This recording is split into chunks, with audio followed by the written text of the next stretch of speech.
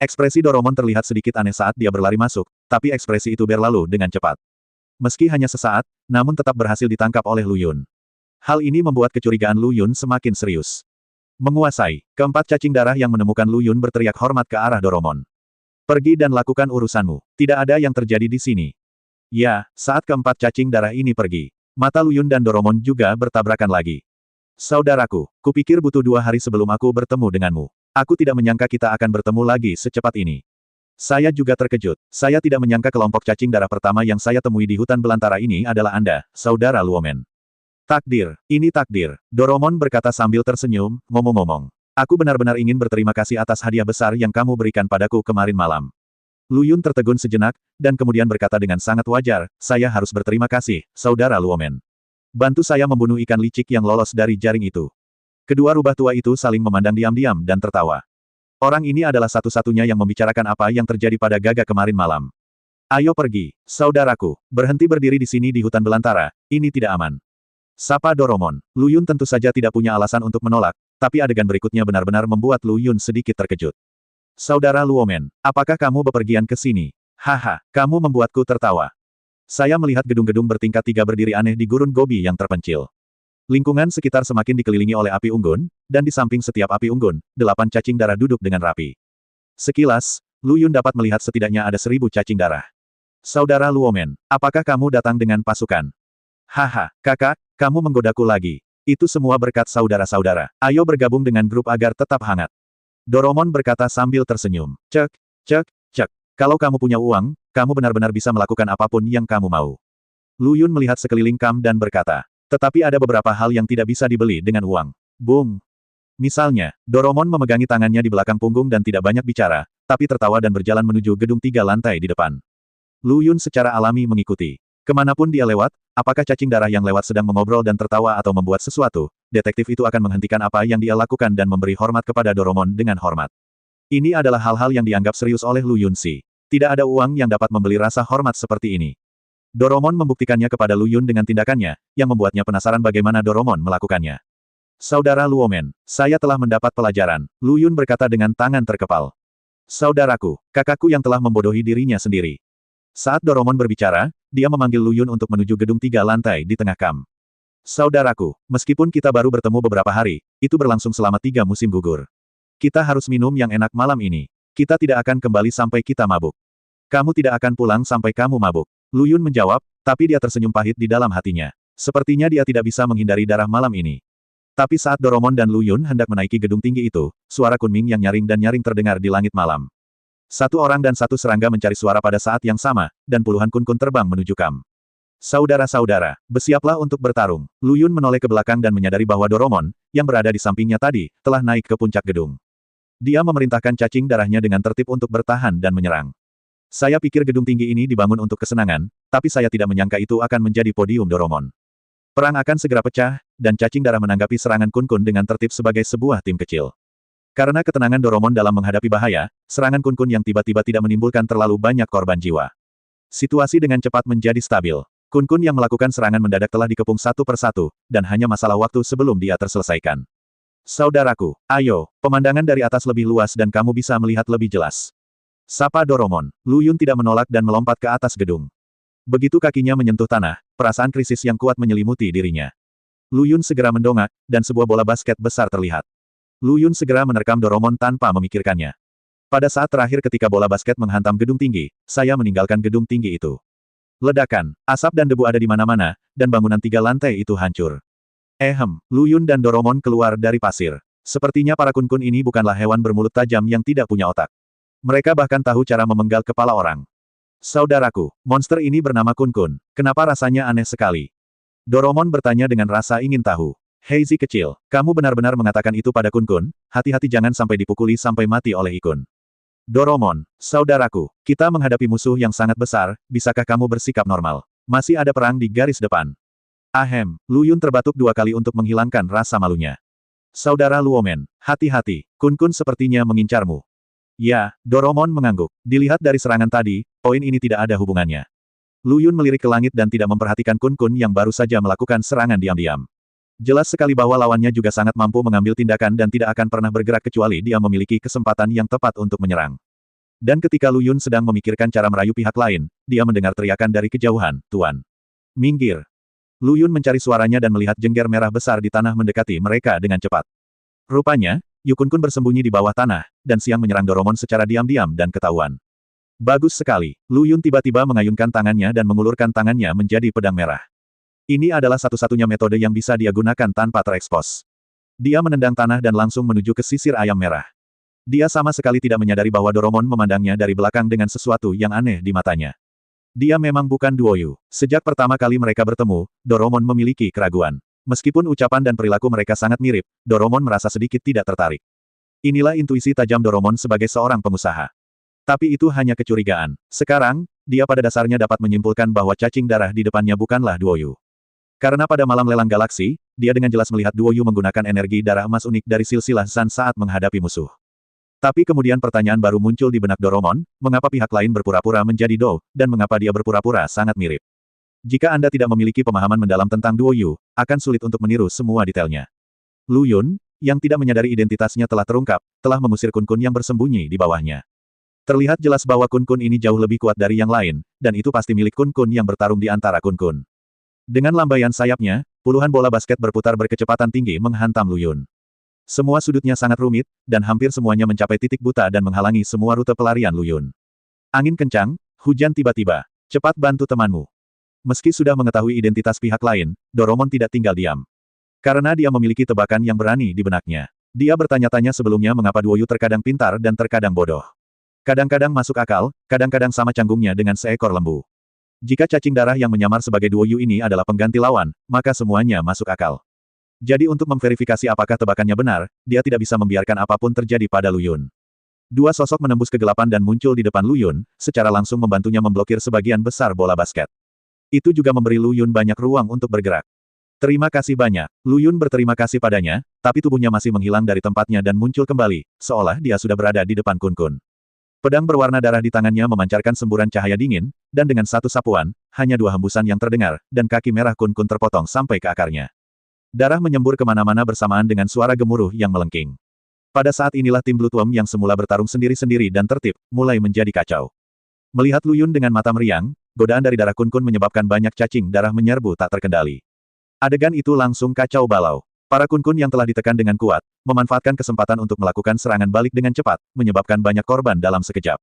Namun meski mereka menyaksikan kematian rekan mereka yang bertarung berdampingan, mereka tetap tidak bisa menghentikan keinginan mereka akan darah Kun Kun. Bahkan Doromon hampir tidak bisa menahan dorongan asli dari hatinya.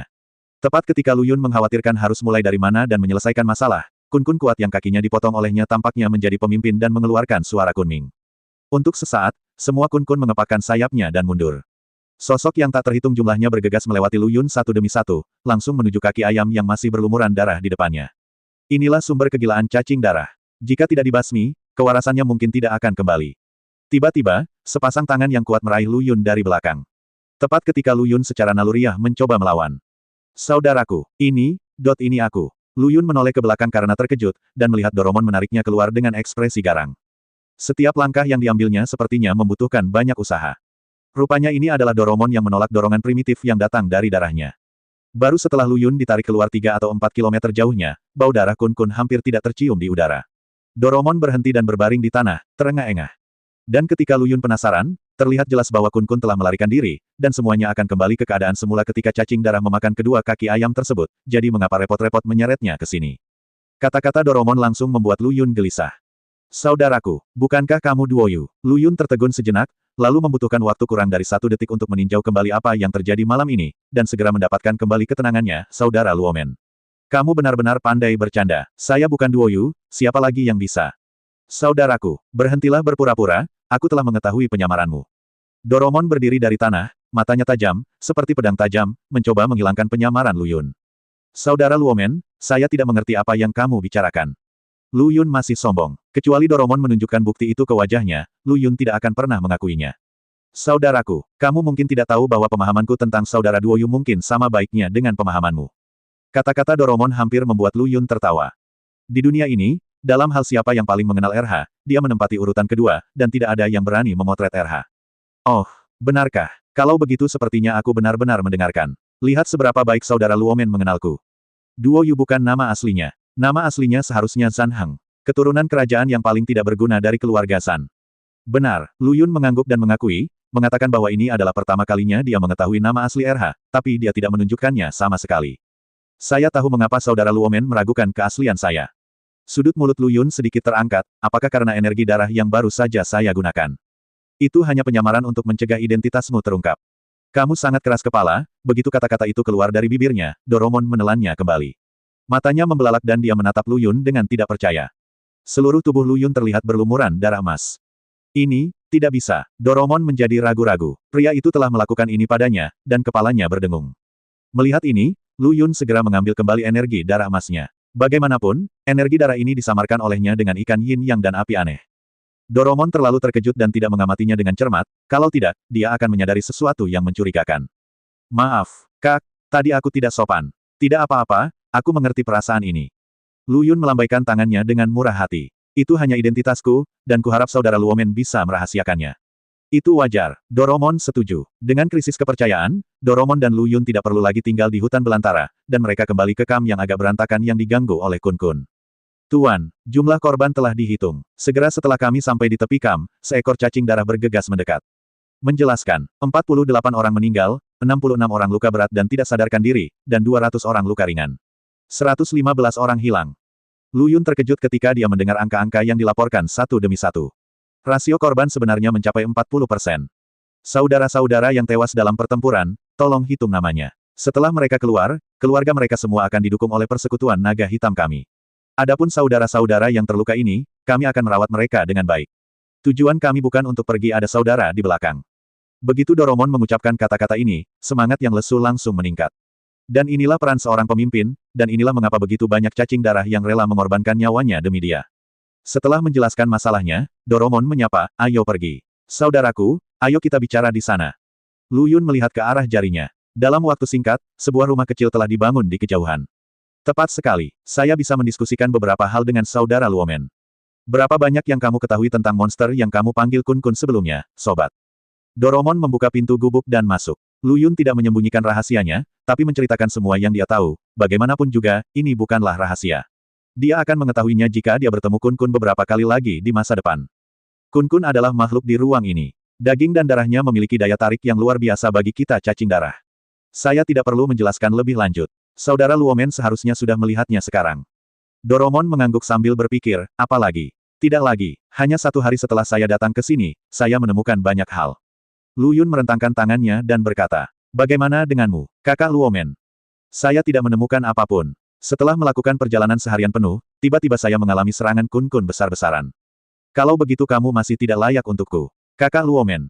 Saya mungkin tidak tahu banyak tentang berita di dimensi ini seperti Anda, tetapi di luar dimensi ini, saya tahu lebih banyak daripada Anda. Ah, benarkah? Kata-kata ini membangkitkan minat Lu Yun. Katakan padaku dan dengarkan, saudaraku, di ruang tak dikenal ini, tampaknya Kun Kun adalah krisis terbesar bagi cacing darah kita, tapi bukan untukmu.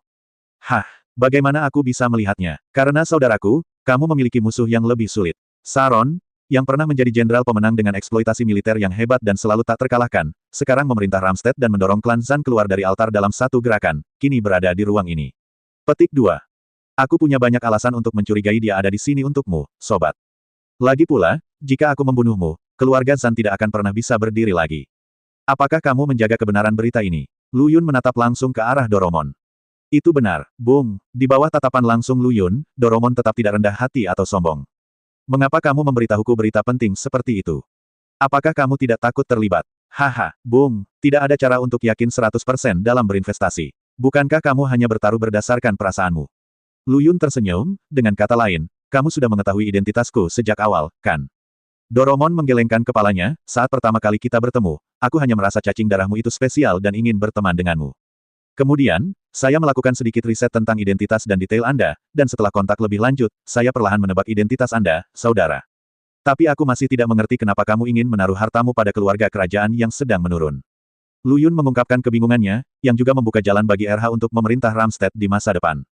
Jadi hari ini dia harus mengambil Doromon, si rubah tua, dan melihat berapa banyak ekor yang dia miliki. Aku tidak menaruh hartaku padamu, sobat. Kebetulan kita memiliki musuh yang sama. Musuh yang sama, maksudmu Saron? Lu Yun bertanya. Tapi Doromon berhenti bicara saat ini dan berhenti tiba-tiba.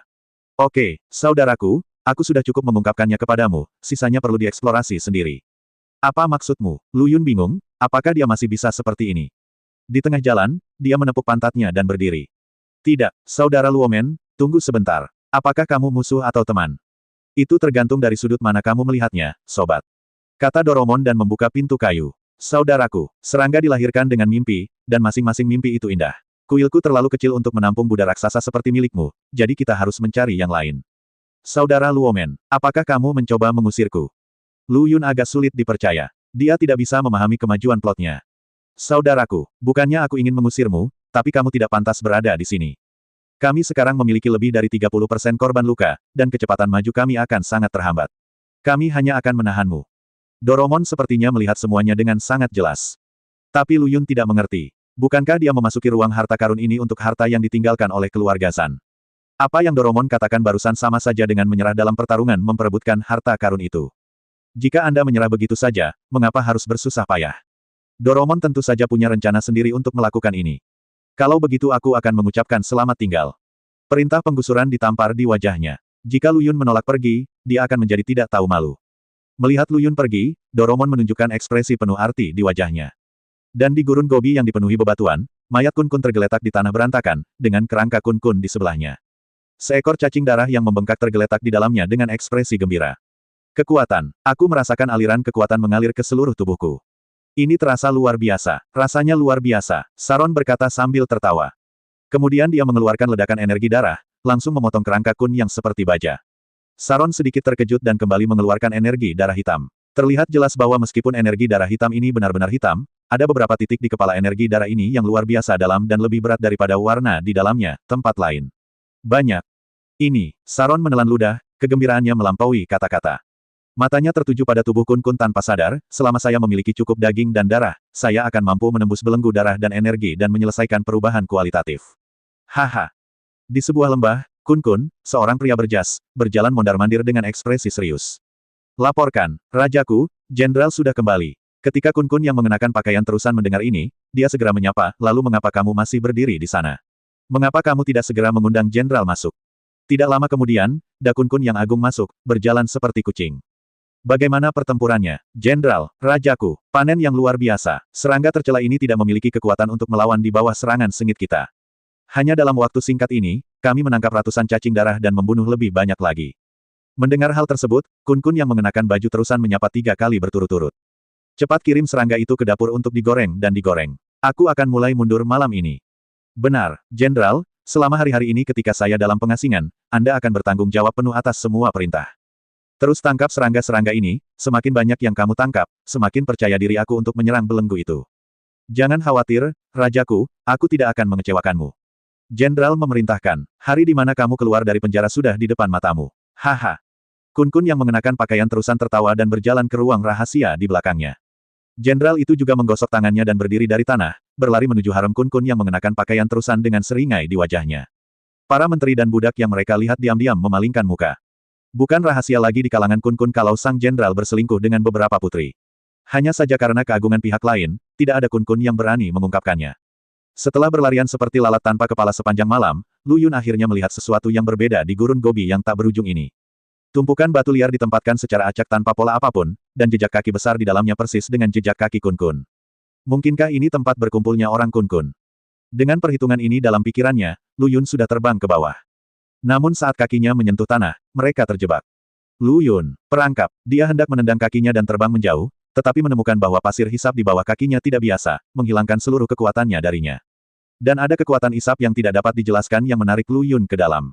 Sebelum Lu Yun bisa memikirkan tindakan balasan, pasir hisap telah menelannya utuh. Satu-satunya hal yang bisa dilakukan Lu Yun adalah menutup mulut dan hidungnya rapat-rapat untuk mencegah pasir hisap masuk. Setelah menunggu hingga jenazahnya tenggelam, saya memikirkan cara untuk keluar. Namun tubuh yang terjatuh tiba-tiba terasa tidak berbobot. Bang, tubuh Lu Yun jatuh seluruhnya, dan ternyata ada sebuah gua di bawah pasir hisap. Ini adalah sesuatu yang tidak pernah diharapkan oleh Lu Yun. Pantas saja aku sudah lama tidak melihat sarang Kun Kun setelah terbang. Ternyata semuanya ada di bawah tanah. Lu Yun melihat sekeliling. Dia sekarang berada di sebuah gua yang mengarah dari utara ke selatan, dan kemana harus pergi menjadi masalah. Tiba-tiba angin sepoi-sepoi bertiup dari belakang sang Buddha. Ada lubang angin, ini seharusnya jalan keluarnya. Lu Yun berbalik dan berjalan di belakangnya. Tapi setelah berjalan di tikungan, Lu Yun berhenti dan melihat sosok yang dikenalnya, berdiri di sana sama bingungnya dengan dia sekarang. Nak, apakah itu kamu? Sa Belati. Lu Yun tidak pernah menyangka akan melihat Sa Diao di tempat seperti itu. Setelah menerima respon, ekspresi Sa Diao tiba-tiba berubah. Berteriak, hantu. Lalu dia buru-buru lari ke arah yang berlawanan, meninggalkan Lu Yun tertegun. Berjalan lancar, dia tidak tahu bahwa di mata Sadeng, RH telah tewas dalam pembunuhan di kedai malam itu. Selain hantu, siapa lagi yang bisa muncul di sini? Saya tidak bisa berkata-kata, tetapi saya masih harus mengejar. Ia tidak bisa lepas dari kejarannya, ia tidak bisa terbang tanpa sayap. Sadager selalu dijuluki Blood Shadow, tapi di mata Lu Yun, itu agak tidak memuaskan. Wah, aku tidak menyesali apapun padamu saat aku masih hidup. Bukan aku yang menyebabkan kematianmu. Sa Diao memandang Lu Yun yang mendekat selangkah demi selangkah dan memohon belas kasihan. Aku bukan hantu. Lu Yun tidak punya pilihan selain menjelaskan banyak hal sebelum dengan enggan membuat Sa Diao mempercayainya. Tapi setelah kesalahpahaman terselesaikan, sebelum Lu Yun sempat bertanya, bagaimana dia bisa turun. Sa Diao adalah orang pertama yang mengeluh. Nak, kamu tidak tahu bahwa sejak kamu mati malam itu dan menghilang, aku telah melakukan perjalanan ke semua arena pertarungan di Pulau Kulit Paten untuk menemukanmu. Saya tidak dapat menahannya untuk sementara waktu, jadi saya tidak dapat menahan diri untuk tidak kehilangan uang yang saya peroleh, dan juga memasukkan modal lama saya ke dalamnya. Lu Yun tidak tahu harus berkata apa untuk menghiburnya. Setelah kamu keluar dari sini, aku akan membawamu untuk memenangkannya kembali. Aku sudah menunggu kata-katamu. Nak, wajah Sa Diao yang masih berlinang air mata tiba-tiba tertawa terbahak-bahak seolah menggigil. Lu Yun merasa telah ditipu. Itu janji, sulit untuk mengejarnya. Wah, aku ingat semuanya. Ngomong-ngomong, sepertinya kamu baru saja ingin mengatakan sesuatu, ada apa? Bagaimana kamu sampai di sini? Lu Yun berpikir sejenak sebelum berbicara. Saat aku sedang berjalan, tiba-tiba aku merasakan kakiku menjadi lunak dan pandanganku menjadi gelap. Ada suara benturan di belakangku, dan kemudian ada suara dentang. Aku di sini. Sa Diao dengan jelas menunjukkan prosesnya kepada Lu Yun. Nak, bagaimana kamu sampai di sini? Benar-benar sama denganmu. Lu Yun melihat sekeliling. Dia baru saja mengejar Sadager dan berlari cukup jauh, tapi situasi buruk di sekitarnya tidak berubah sama sekali. Berapa panjang gua ini? Saat Lu Yun sedang berpikir, tiba-tiba ada ledakan di sampingnya. Dia masih harus memikirkan situasinya. Segenggam pasir hisap dituangkan ke atas kepalanya. Hal ini diikuti dengan semburan batuk. Aduh. Sadager, bisakah kamu memberiku peringatan sebelum bertindak lain kali? Lu Yun berkata sambil menuangkan pasir dari telinganya.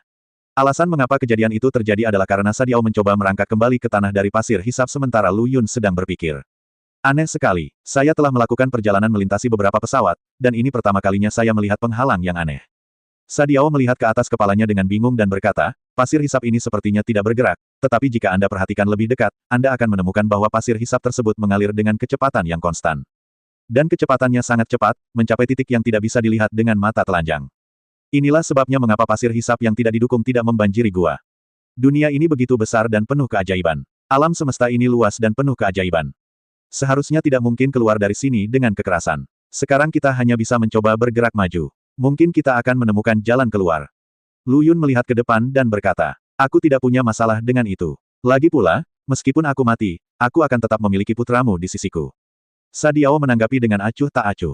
Targetnya sudah pasti, satu orang dan satu serangga tidak lagi berhenti dan bergerak maju. Tentu saja, sebelum pergi, Lu Yun membuat beberapa tanda di tempat untuk mencegah mereka berlarian tanpa menyadarinya dengan sia-sia. Perjalanan ini berlangsung selama setengah hari, selama itu saya tidak melihat apapun selain pasir dan sudut. Nak, apakah kamu merasa suhu di sekitarmu semakin panas? Butir-butir keringat mengalir di pipi Sa Diao, menetes ke tanah, dan menguap dalam sekejap. Apakah ada? Karena kehadiran ikan yin dan yang serta api aneh, Lu Yun tidak akan merasa panas atau dingin sama sekali. Nak, apakah kamu bercanda? Aku hampir matang. Apakah kamu tidak merasakan apa-apa? Sa Diao memandang Lu Yun seperti monster. Sejak dia masuk hingga sekarang, suhu telah meningkat setidaknya 3 hingga 400 derajat Celcius, tetapi anak laki-laki di depannya tidak merasakan apapun. Ini kabar baik. Sa Belati. Nak, apakah kamu serius? Apakah kamu bercanda? Mengetahui bahwa pihak lain telah salah paham, Lu Yun dengan cepat menjelaskan, suhu telah berubah. Bukankah itu berarti kita tidak berputar-putar, tetapi kita hampir sampai? Begitukah? Sa Diao selalu merasa bahwa Lu Yun sedang membodohinya. Kalau tidak, bagaimana suhu bisa berubah tanpa alasan yang jelas? Ini tidak masuk akal. Kata Lu Yun mempercepat langkahnya dan bergegas ke depan.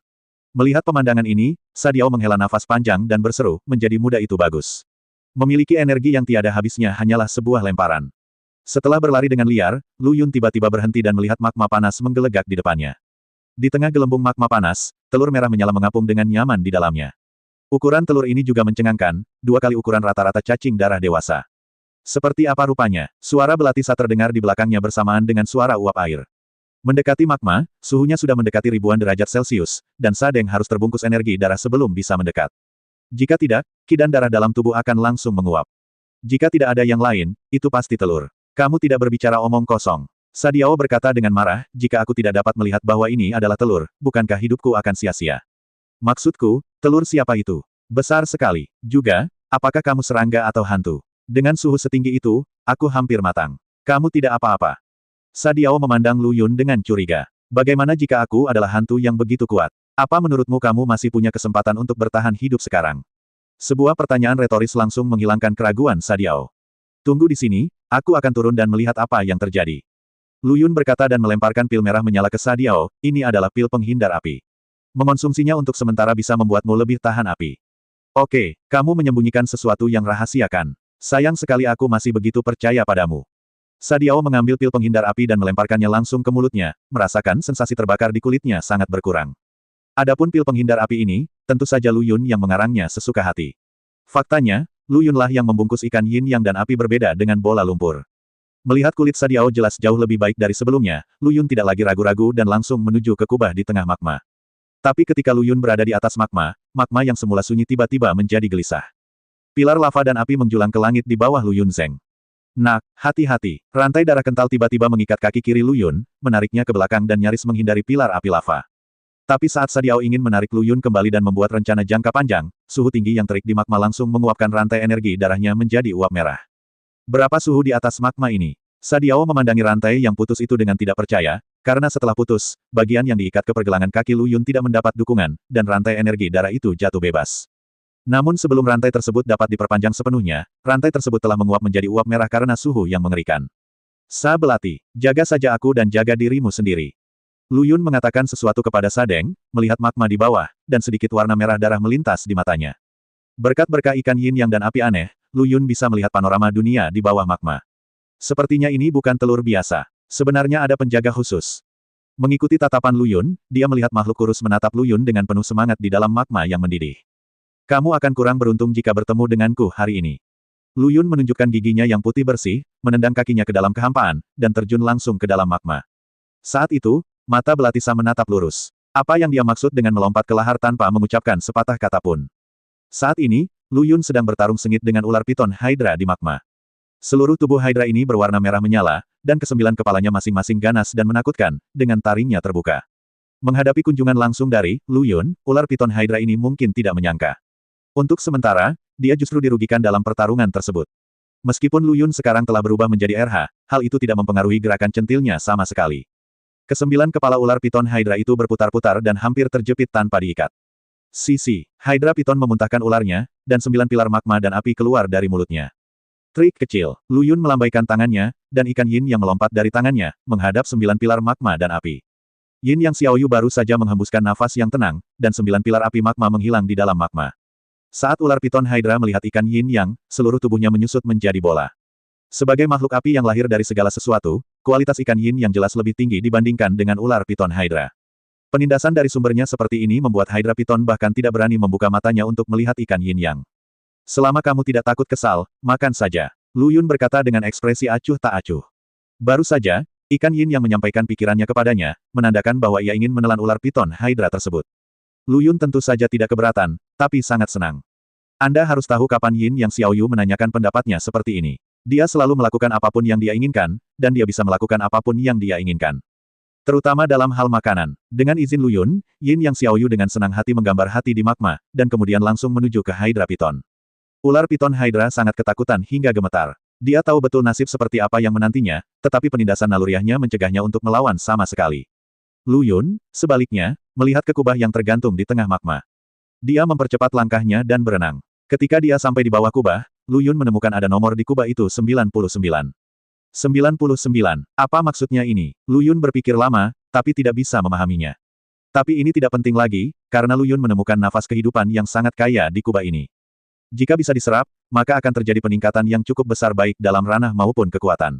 Lu Yun menjilat bibirnya, dan dengan lambaian tangannya, dia langsung membuka lubang di bawah kubah. Energi kehidupan yang agung hampir menenggelamkan Lu Yun. Hanya bisa dikatakan bahwa Lu Yun masih meremehkan kekuatan kehidupan yang terkandung dalam kubah ini. Sekarang saya mendapat untung. Lu Yun tidak mempedulikan hal lain, dia langsung masuk ke dalam kubah dan mulai menelan kekuatan hidup yang agung ini. Di pintu masuk gua, tim Kun Kun terus bergerak menuju gua. Setiap Kun Kun memegang toples besar di tangannya. Karena tertutup rapat, dia tidak tahu apa itu. Kapten, saya tidak mengerti mengapa Sang Jenderal begitu peduli dengan 99 pangeran ini. Para pangeran di depannya tidak melihatnya begitu khawatir. Hush, wah, apa kamu mencoba membunuh kami? Hal semacam ini bisa didiskusikan di depan umum. Pemimpin pasukan itu memarahi. Semua orang dapat melihat bahwa Sang Jenderal sangat menyukai 99 putri rajaku. Saya tidak perlu mengatakan lebih banyak tentang siapa pemilik anak di dalam telur itu. Oh, pantas saja Sang Jenderal begitu tertarik. Ternyata Jiu yang menempati sarang burung murai. Pelankan suaramu, jangan bicara omong kosong tentang ini, atau kita semua akan mati.